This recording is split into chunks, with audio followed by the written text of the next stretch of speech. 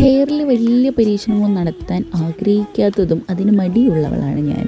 അതുകൊണ്ട് തന്നെ hair pack ഇടുക, ഹെയറിനൊരു കെയർ കൊടുക്കുക എന്നുള്ളതിനെ സംബന്ധിച്ചിടത്തോളം ഭയങ്കര മടിയായിട്ടുള്ള കാര്യമാണ്.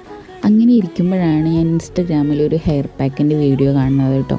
അതിൻ്റെ യൂസ് കഴിഞ്ഞതിന് ശേഷമുള്ള അതിൻ്റെ റിസൾട്ടൊക്കെ കണ്ടപ്പോൾ ഭയങ്കര ഇഷ്ടപ്പെട്ടു എനിക്ക്. അപ്പോൾ ഇതിനായിട്ട് നമുക്ക് വേണ്ടത് കുറച്ച് റൈസ് വേണം, കുക്ക്ഡ് റൈസ്, അതുപോലെ കേർഡ്, പിന്നെ നമുക്ക് കുറച്ച് കോക്കനട്ട് ഓയിൽ, പിന്നെ ഇതിന് നമുക്ക് അലോവേര ജെല്ലൊക്കെ ആഡ് ചെയ്യാം കേട്ടോ. പക്ഷേ എൻ്റെ കയ്യിലില്ലാത്തതുകൊണ്ട് ഞാൻ ചെയ്തിട്ടില്ല.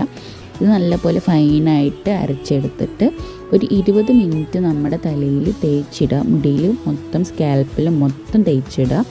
അത് കഴിഞ്ഞിട്ടൊന്ന് വാഷ് ചെയ്ത് വെക്കാം. ശരിക്കും പറഞ്ഞു കഴിഞ്ഞാൽ ഞാൻ ഈ ഹെയർ പാക്ക് ഒന്ന് യൂസ് ചെയ്യാത്തതുകൊണ്ടാന്ന് തോന്നുന്നു എനിക്ക് ഭയങ്കരമായിട്ട് ഇഷ്ടപ്പെട്ടു കേട്ടോ.